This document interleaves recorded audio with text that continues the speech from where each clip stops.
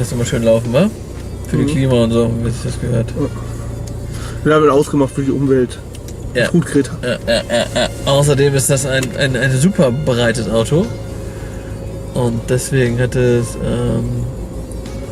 über 1,50 Meter Abstand zwischen uns. Da braucht man sich keine Sorgen machen. Ja, ihr fragt euch jetzt vielleicht, warum gucke ich mir diese zwei Idioten im Auto an? Weil wir neue Nachrichten haben über Blindside Report. Genau, ab sofort. Wir sind wieder da. Das wird jetzt das neue Kanalformat. Das nennt sich Blindside unterwegs. Blindside auf Tour. Ja, genau. Klingt komisch, ist aber so. Ja. Nein, Quatsch. Das Ding ist einfach, dass wir location-bedingt das Ding jetzt einfach mal spontan in meinem neuen Spielzeug drehen. Wir haben gerade zum allerersten Mal, wer mir auf Instagram folgt mir jetzt auf Instagram, bam, wird gesehen haben, dass wir gerade zum ersten Mal wieder ein Spiel gemacht haben. Zum allerersten Mal seit Malle ein Spiel gemacht haben, erstmal wieder Infinity gespielt haben. Wieder reinkommen. Genau, und wir dachten uns, passend dazu, sagen wir mal kurz, warum es so still geworden ist im Channel, was die nächsten Schritte sind, die nächsten Ideen, die wir mit dem Channel vorhaben und so weiter. Kurzum hat uns Corona halt voll die Füße weggerissen. Leider, aber das habt ihr alle miterlebt. Ja, das Ding ist halt, dass wir auch genug Backlog haben eigentlich, um was zu machen. Aber da wir der Kontaktverbot hatten, alles drum und dran, konnten wir nichts machen. Und das hat halt ja genau, hier, ich habe meine Maske. Masken, genau, wir haben es alle. Sollen wir es eigentlich auf Englisch machen? Nee, ne? Nö. Deutsch reicht, oder? Vor wieder einer sagt, mach mal Deutsch, so Spaß, Ja, machen wir es Deutsch. Ach was, Quatsch, nein. Aber wenn sich irgendwer von den anderen Jungs dran setzen möchte, da einen englischen Untertitel einzufügen, bitte gerne. Ich nicht. Ich bin auch jetzt zu sehr raus aus dem Englischen, als dass ich da jetzt was kloppen möchte. Und ja, wie gesagt, als wir aus Mallorca zurückkamen, waren die letzten Videos und dann ging es dann leider so los hier. Blindside konnte nicht, ich konnte nicht. ja, es war krass, Basti konnte nicht, der Flo konnte nicht, das war einfach blöd, wir durften uns nicht treffen. Wir hätten gerne weiter gespielt, weil wir einfach gerne spielen, aber jetzt mussten wir das N3-Ende leider so hinnehmen. Entschuldigung.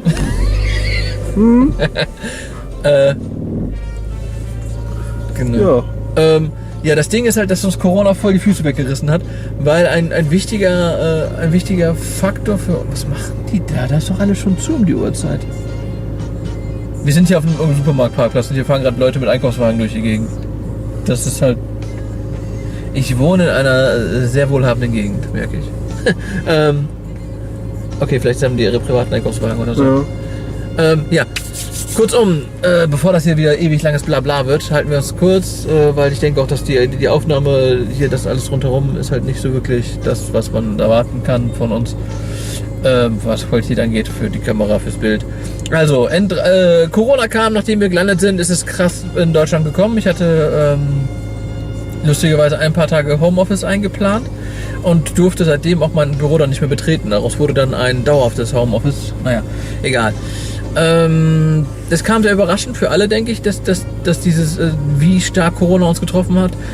Für mich, ich kann jetzt nur für mich sprechen, nicht für die anderen, aber ich denke, vielleicht ist es bei den anderen auch so, wenn ja, könnt ihr selber kommentieren, was sagen, sonst was, kann sich äußern, er kann sich ja gleich hier äußern. Für mich ist ein wichtiger Hobbyaspekt bei Infinity das Persönliche. Dieses, ich sehe die Menschen, ich spreche mit den Menschen und so weiter. Das ist für mich der Haupt-Hobbyaspekt. Basteln. Ich baue die Püppis zusammen, ich bemal die Püppis. Das mache ich alles nur, damit ich diese Immersion habe, wenn ich mit anderen spiele, dass ich da ein geiles Match habe. Ich bemale den Tisch, ich baue den Tisch zusammen, nur um mit anderen zu spielen. Das ist meine Hauptsäule in diesem Hobby. Und diese Säule wurde mir einfach durch Corona weggerissen, dadurch, dass halt dieser Kontaktverbot, weil dieses Kontaktverbot konnte ich weder drehen, noch Krux machen, noch Turniere, und das Turnier mussten wir absagen. Das ist ein Riesending, wo ich ein Vierteljahr drauf hingearbeitet habe mit der ganzen Kacke drumherum und alles weg, ab in die Tonne. Das hat halt ohne Ende Kraft gezogen, dass das alles so in die Tonne gedrückt wurde. Das ist einfach so weggehustet quasi. Dass mir jegliche Motivation und Energie für das Hobby abhanden gekommen sind. will sagen, ich habe dann erstmal gar nichts mehr gemacht für Infinity. Ich habe mich komplett rausgezogen aus dem Hobby, ich habe nichts mehr gemacht. Ich habe wie gesagt, Backlog habe ich genug bei mir liegen. Ich muss ein paar Reviews machen, ich soll mir ein paar Sachen angucken, Unboxing. Aber ich hatte einfach null Bock.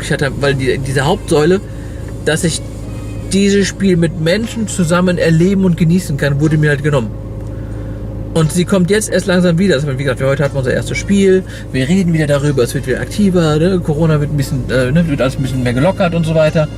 Und diese Lockerungen gibt mir gleichzeitig auch wieder die Lust auf dieses Spiel. Ja, ich habe gesehen, dass Corona auch positive Seiten hatte. Ich habe mitbekommen, wie viele Content Creator aus dem Boden geschossen sind, wie viele Streamer und alles und wie viele Leute sich mit Code One beschäftigt haben, wie viele Multimedia-Kanäle sich damit beschäftigt haben oder eine Box zugeschickt bekommen haben, auf Corvus Belly darüber gesprochen haben, die Mission angespielt.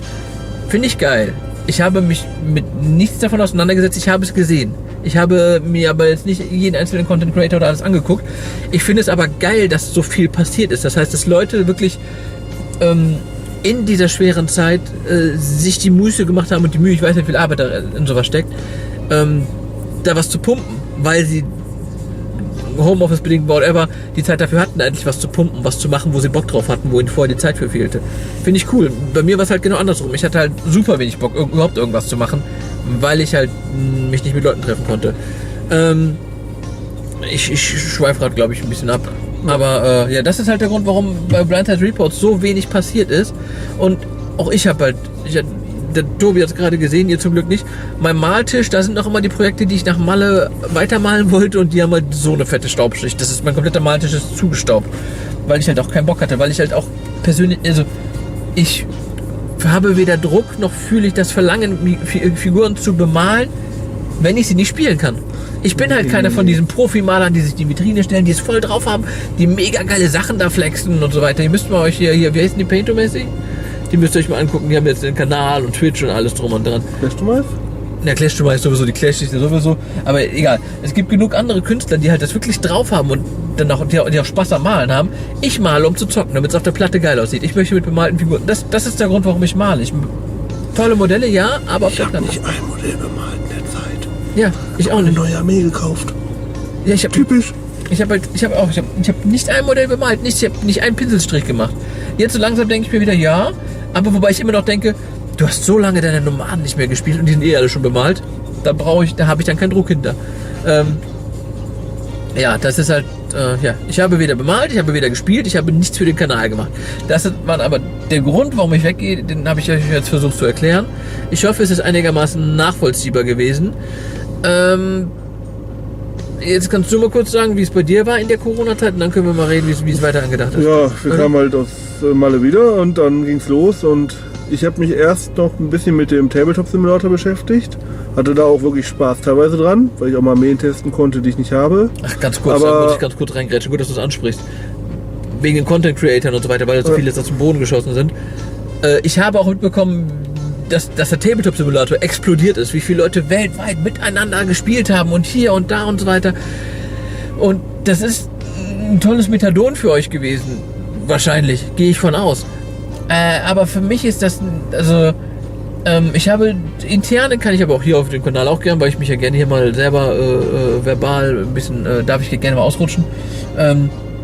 Ich habe es einfach damit verglichen, dass wenn Infinity purer Sex ist, dann habe ich, und ich Bock auf puren Sex habe, dann möchte ich keinen simulierten Sex, den ich mit Mausklicks mache.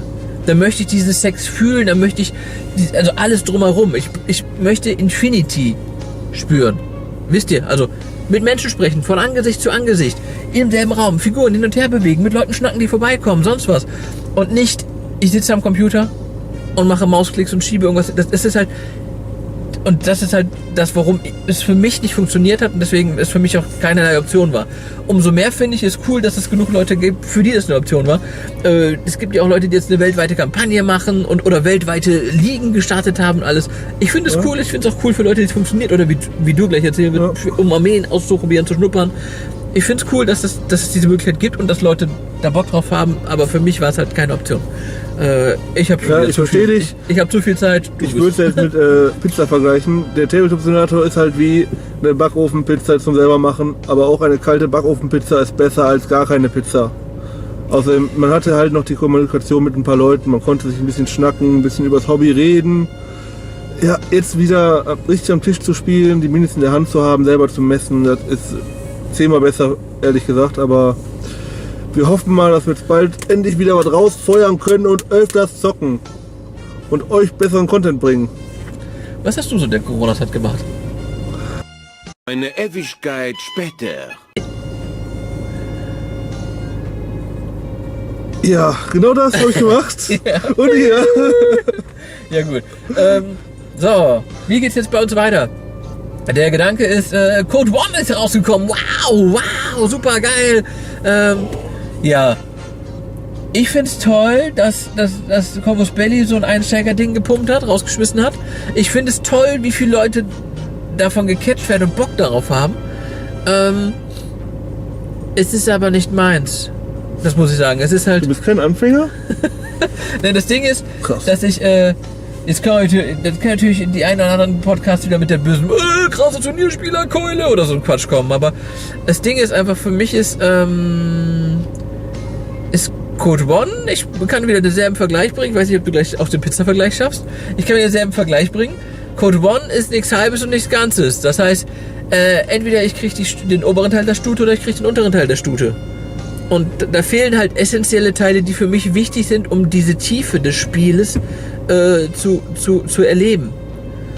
Weil sie einfach weggeschnitten worden sind und nicht minimiert worden sind. Und deswegen ist das, ich finde es super, um einzusteigen, wenn man vorher mit dem Hobby keinen Kontakt hat. Es ist ein tolles Ding.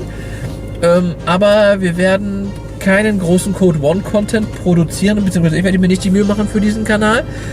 Außer dass wir einmal die komplette Code One Box unboxen werden, sie durchspielen werden, aber nicht mit dem Miniturnier drin sind. Die Box bleibt in ihrem Zustand. Wir werden die kompletten Missionen durchspielen, er und ich, Überraschung, aber wir werden sie in einem von uns selbst auferlegten Hard Mode durchspielen. Das heißt, wir werden immer noch mit den Code One Regeln, mit den reinen Code One Regeln spielen. Wir werden Feedback geben, was wir davon halten, wie wir darüber denken. Aber der Hard Mode, der wird halt Hart. wir erlegen uns selbst einen Hard Mode auf und das wird halt, denke ich, ganz lustig und das wird halt mehr Spannung reinbringen. Und da sagen wir noch nichts zu, das werdet ihr sehen. Genau. Heißt, heißt auch gleichzeitig, dass erst ab N4. Ich dachte gerade, sie hätte keine Hose an. Da hätte ich mich gefreut. Aber es ist nur so ein komisches Rosettenrosé. Ja. Bück dich tief in den Kofferraum. Du hast auch eine Freundin mitgebracht. Also. Ich hoffe, das schneidest du raus. Das macht uns ein bisschen creepy, glaube ich. Ach, was am Parkplatz nachts rumstehen oder? Die Frau beobachten. Okay. Zurück zum Thema.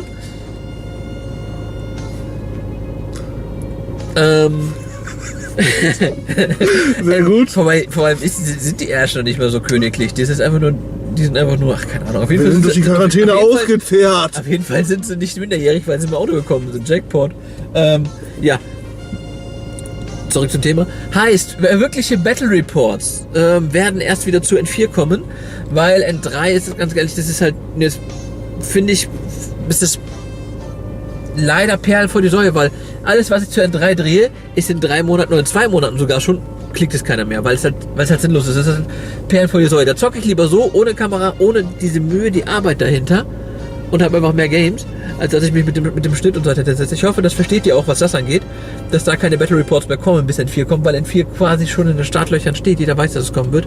Wäre das jetzt einfach nur verbrannte Zeit. Und von Zeit habe ich leider immer noch zu wenig, trotz Corona.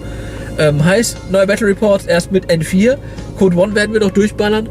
Aber der Fokus dieses Kanals wird auch, denke ich, vermutlich mehr in die persönliche Schiene gehen. Persönliche Schiene ist das, was ich ganz am Anfang vom Video angesprochen habe. Und zwar, dass diese wichtige Säule Mensch, dieser Faktor Mensch in der Szene, mehr Beachtung im Kanal finden wird. Wie das genau aussehen wird, weiß ich noch nicht. Ich weiß nur, dass mir im vergangenen Jahr und davor die Zeit, dass mir am meisten Spaß gemacht hat, Turnierreports zu schneiden oder so Interplanetario-Besuche oder generell solche Events, haben mir deutlich mehr Spaß gemacht, als wenn ich einen Battle Report geschnitten habe. Und ich weiß noch nicht, wie ich das mache, aber ich möchte diese wichtigste Säule für mich in diesem Hobby mehr im Kanal beleuchten. Du wolltest jetzt nicht gerne, das ist ein wichtiges Thema. Ich habe tief eingeatmet. Gut. Ja, Tobi, und jetzt du noch was, bevor ich hier monologisiere. Wie gesagt, Code One ist halt, finde ich super, dass es da ist. Code One ist wie die Pizza Margherita, es ist die Basis. Es ist alles zwar dran, aber ich mag es komplexer. Ich will meinen Parmaschinken, ich will meinen Rucola, ich will meinen gehobelten Parmesan auf der Pizza haben. Es muss ins Komplexe gehen. Und ja, man kann alles mit Pizza vergleichen. Bitte sehr. Okay. Sucht es euch aus. Jetzt umarmen die sich, küsst euch. Sucht es euch aus. Pizza oder Sex? Pizza oder Sex? Schreibt es in die Kommentare. Du weißt, was du verlierst. Es geht hier um Pizza. Es geht um Sex, es geht um Pizza, es geht um... Worauf könnt ihr eher verzichten? Ja, das ist eine schwere Frage. Ich bin verheiratet. Ich habe nur noch Pizza. Er hat nur Pizza. Ich habe nur noch die Pizza. Okay. Vielleicht opfert sich der Kirk oder der Covered Fish sogar diesen ganzen Quatsch, den wir von uns gelassen haben, zu übersetzen. Ich denke, es wäre ganz cool und ganz wichtig für die englische Community, aber das auf Englisch zu sagen, wäre mir jetzt zu aufwendig gewesen, auch für die Uhrzeit und der langen englischen Sprachpause bedingt. Shoutout geht raus an alle coolen Leute. Ihr wisst, wer ihr seid. Danke. Gerne. An alle coolen Leute, an alle einen. Ja. Nein, wir haben auf jeden Fall wieder Lust bekommen. Oh ja. Und ja, wenn ihr noch ein bisschen in 3 sehen wollt, ihr kennt den Kanal, ihr wisst, was hier abgeht. Und ab in 4 klickt es sowieso keiner mehr. Da muss ein neues Content kommen, ne? Oder wie sagt man? Das klingt so depressiv, ich glaube, das schneide ich. Oh. Nein, es ist ja einfach so, dass... Achso, noch ein paar Zahlen, Daten, Fakten, ne? Ihr könnt ja einfach mal schätzen, wie viele Videos ich in der gesamten Zeit jetzt in den 3 rausgepumpt habe. Die 3, 4, sind es 4 Jahre? Sind es 3 Jahre? Sind es schon 4 Jahre? Sind es schon 4 Jahre? Sind es schon 4 Jahre? Ich glaube, Das kann gut sein, ne? könnten so knapp 4 sein. 4 oder 3?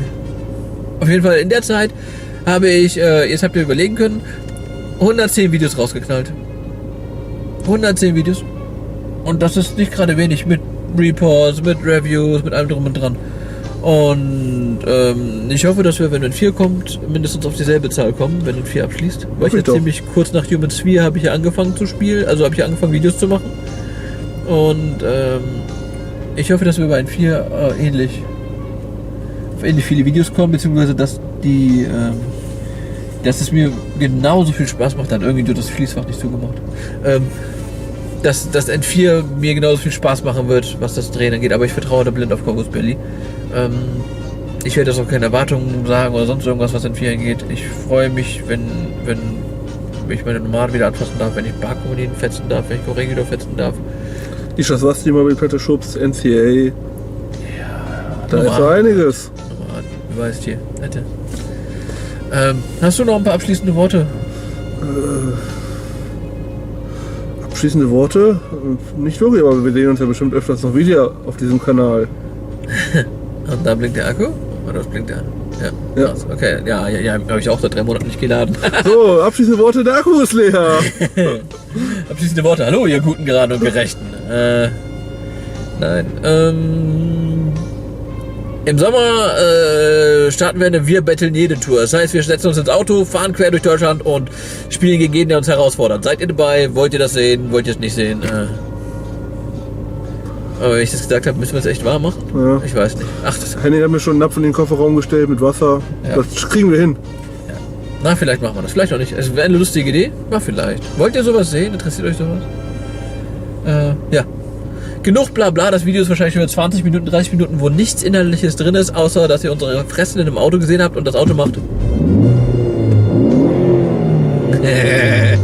Okay. Ja. Bis denn. Bis dann.